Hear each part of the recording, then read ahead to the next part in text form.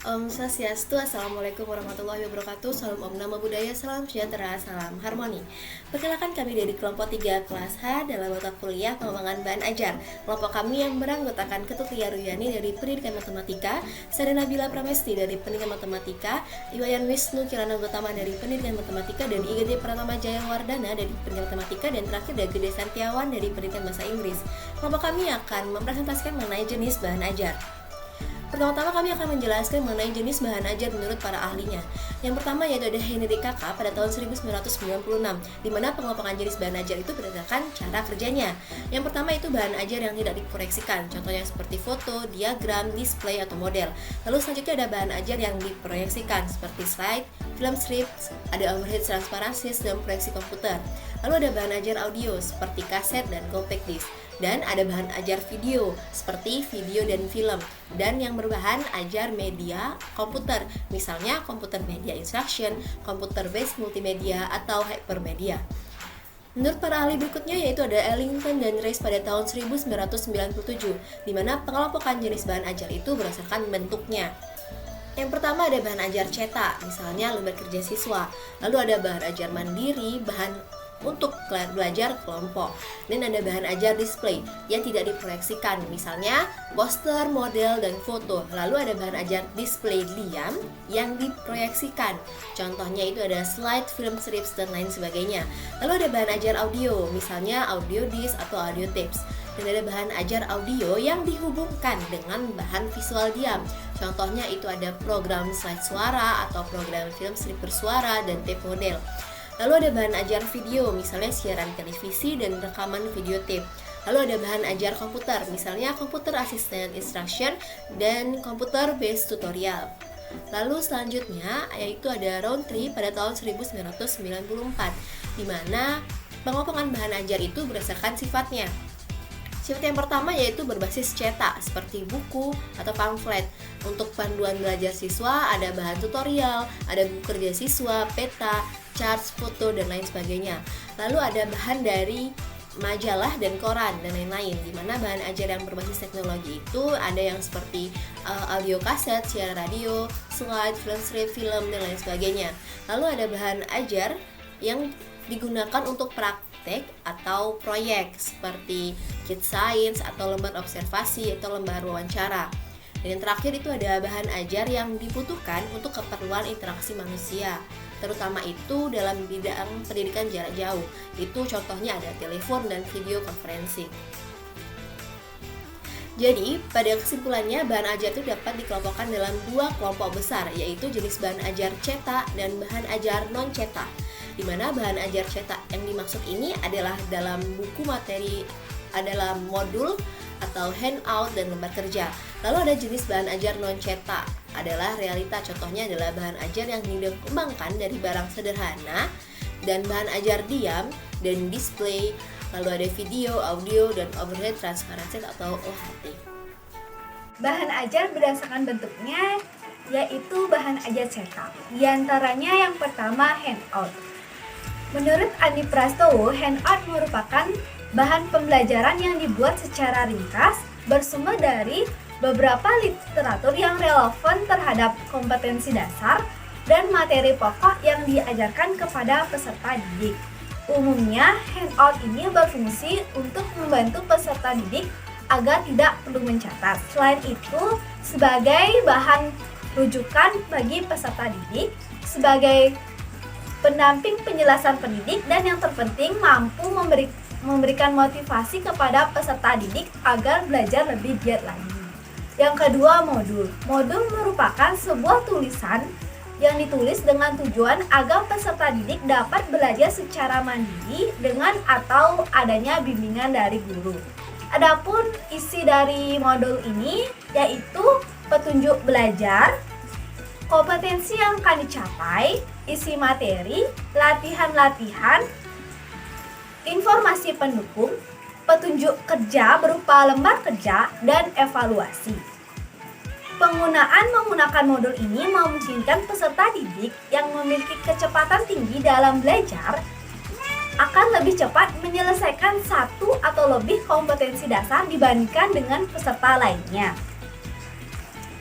Selain itu, penggunaan modul ini juga dapat meningkatkan kemampuan peserta didik untuk belajar secara mandiri tanpa tergantung kepada kehadiran guru.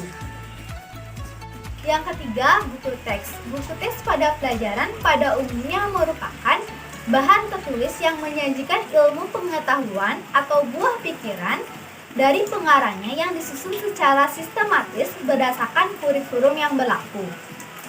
Adapun buku teks ini berguna untuk membantu peserta didik dalam melaksanakan kurikulum yang berlaku. Selain itu menjadi pegangan guru dalam menentukan metode yang tepat yang digunakan dalam proses pembelajaran. Selain itu memberi kesempatan bagi peserta didik untuk mengulang materi pembelajaran. Yang keempat, lembar kerja siswa. Lembar kerja siswa atau student worksheet merupakan lembaran-lembaran yang berisi tugas-tugas yang harus dikerjakan oleh siswa. Biasanya lembaran kerja ini berupa petunjuk atau langkah-langkah untuk menyelesaikan suatu tugas. Adapun fungsi dari LKS ini yaitu meminimalkan peran pendidik dalam proses pembelajaran, sebaliknya mengaktifkan peserta didik untuk lebih berkontribusi dalam proses kegiatan belajar mengajar, dan juga untuk mempermudah peserta didik dalam memahami pembelajaran yang dilakukan, serta kaya akan tugas latihan dari AKS yang diberikan oleh guru. 5. Model atau maket. Model atau maket merupakan bahan ajar berupa tiruan benda nyata yang digunakan untuk menjembatani berbagai kesulitan peserta didik yang ditemui. Apabila guru atau peserta didik mampu menghadirkan objek atau benda tersebut langsung ke dalam kelas, tentunya hal pembelajaran ini akan bermakna bagi peserta didik. Karena nuansa asli yang terjadi di dalam kelas tersebut dapat dirasakan oleh peserta didik tanpa mengurangi struktur aslinya, sehingga tentunya pembelajaran ini akan bermakna bagi peserta didik.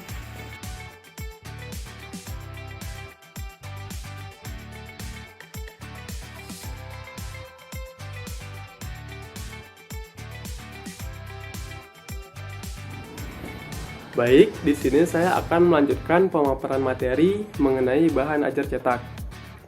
Yang tadi sudah ada brosur, selanjutnya ada leaflet. Leaflet adalah bahan cetak tertulis yang berupa lembaran yang dapat dilipat, tetapi tidak dapat dimatikan atau dijahit. Agar terlihat lebih menarik, biasanya leaflet didesain secara cermat, dilengkapi dengan ilustrasi, dan menggunakan bahasa yang sederhana, singkat, serta mudah dipahami. Leaflet sebagai bahan ajar juga harus memuat materi yang dapat menggiring peserta didik untuk menguasai satu atau lebih kredit. Selanjutnya ada wall chart. Wall chart adalah bahan cetak yang biasanya berupa bagan siklus atau proses atau grafik yang bermakna menunjukkan posisi tertentu. Agar wall chart terlihat lebih menarik bagi siswa maupun guru, maka wall chart didesain dengan menggunakan tata warna dan pengaturan proporsi yang baik. Wall chart biasanya kan masuk dalam kategori alat bantu melakukan pembelajaran. Namun, dalam hal ini, wall chart didesain sebagai bahan ajar. Karena didesain sebagai bahan ajar, maka wall chart harus memenuhi kriteria sebagai bahan ajar, yaitu memiliki kejelasan tentang KD dan materi pokok yang harus dikuasai oleh peserta didik, diajarkan untuk berapa lama, dan bagaimana cara menggunakannya. Sebagai contoh, wall chart tentang siklus makhluk hidup binatang antara ular, tikus, dan lingkungannya. Nah, selanjutnya ada foto dan gambar. Foto atau gambar memiliki makna yang lebih baik dibandingkan dengan tulisan. Foto atau gambar sebagai bahan ajar tentu saja diperlukan satu rancangan yang baik agar setelah selesai melihat sebuah atau serangkaian foto atau gambar, siswa dapat melakukan sesuatu yang pada akhirnya menguasai satu atau lebih kompetensi dasar. Nah, itu semua yang sudah dijelaskan tadi merupakan bahan ajar cetak. Selanjutnya ada bahan ajar dengar. Nah, bahan ajar dengar atau audio merupakan salah satu bahan ajar non-cetak yang di dalamnya mengandung suatu sistem yang menggunakan sinyal audio secara langsung yang dapat dimainkan atau diperdengarkan oleh pendidik kepada peserta didiknya. guna membantu mereka menguasai kompetensi tertentu. Nah, jenis-jenis bahan ajar audio ini antara lain seperti radio, kaset MP3, MP4, sound recorder, atau handphone. Bahan ajar ini mampu menyimpan suara yang dapat diperdengarkan secara berulang-ulang pada peserta didik dan biasanya digunakan untuk pembelajaran bahasa atau musik. Baik, sekian pemaparan materi dari saya. Selanjutnya akan dilanjutkan oleh rekan saya. Terima kasih. Baik, terima kasih atas waktunya. Di sini saya akan melanjutkan presentasi oleh rekan saya. Selanjutnya adalah materi mengenai bahan ajar pandang dengar atau audiovisual. Bahan ajar ini mengkombinasikan dua materi, yaitu visual dan auditif.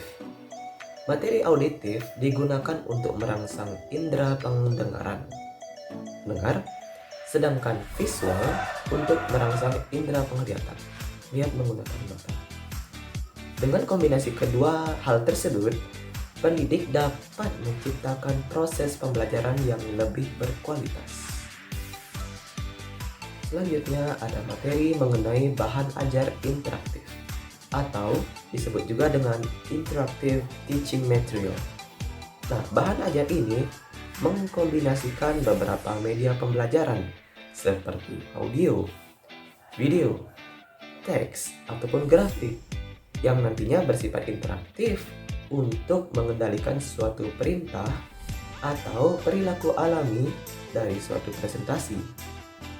Bahan ajar ini memungkinkan terjadinya hubungan dua arah, baik guru maupun siswa, agar terjadi hubungan antara bahan ajar dan penggunanya, sehingga peserta didik akan terdorong untuk lebih aktif.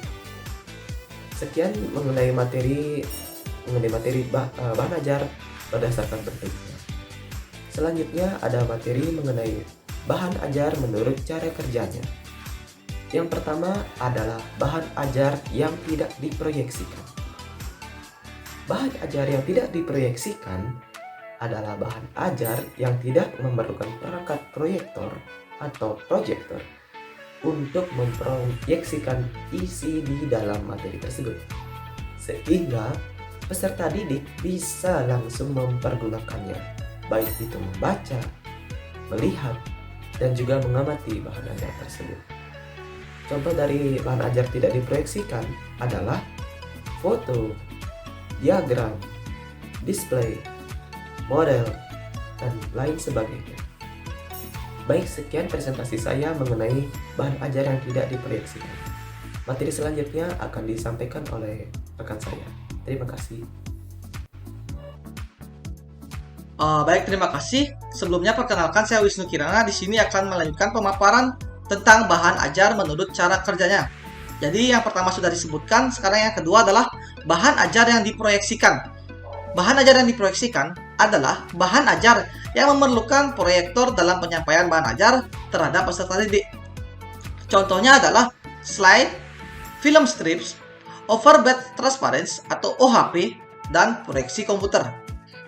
Yang ketiga adalah bahan ajar audio. Bahan ajar audio adalah bahan yang berupa sinyal audio yang direkam dalam suatu media rekaman. Untuk mempergunakannya, kita mesti memerlukan alat pemain atau player media rekaman tersebut, seperti tempo kompo, CD player, VCD player, multimedia player, dan lain sebagainya. Contoh-contohnya adalah kaset, CD flash disk, dan lain-lain. Yang keempat adalah bahan ajar video. Bahan ajar video adalah bahan ajar yang memerlukan alat pemutar yang biasa berbentuk video tape player, VCD player, dan sebagainya. Karena bahan ajar ini hampir mirip dengan bahan ajar audio, maka bahan ajar ini juga memerlukan media rekaman. Hanya saja bahan ajar ini dilengkapi dengan gambar. Contohnya adalah video, film, dan lain sebagainya. Dan yang terakhir adalah bahan ajar media komputer. Bahan ajar media komputer yakini bahan ajar berbagai jenis non-cetak yang membutuhkan komputer. Contohnya adalah computer mediated interaction dan computer based multimedia atau hypermedia. Nah, itu dia tadi bahan ajar menurut cara kerjanya. Sekarang adalah bahan ajar menurut sifatnya. Ada 4, Yang pertama adalah bahan ajar yang berbasiskan cetak.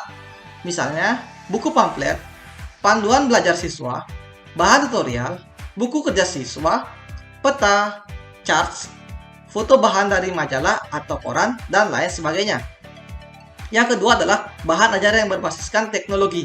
Misalnya saja, audio kaset, siaran radio, slide, film strip, film, video kaset, siaran televisi, video interaktif, komputer based tutorial, dan multimedia. Yang ketiga adalah bahan ajar yang dipergunakan untuk praktek atau proyek. Misalnya saja, Kids Science, lembar observasi, lembar wawancara, dan lain sebagainya. Yang terakhir adalah bahan ajar yang dibutuhkan untuk keperluan interaksi manusia, terutama untuk keperluan pendidikan jarak jauh. Misalnya, e-learning, video conference, dan lain sebagainya. Baik, itu dia tadi pemaparan dari kelompok kami terkait jenis-jenis bahan ajar.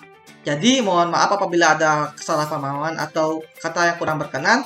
Selanjutnya adalah dilanjutkan dengan sesi tanya jawab pada pertemuan sinkronus mendatang. Jadi, terima kasih dan saya ucapkan Om Santi Santi Santi Om.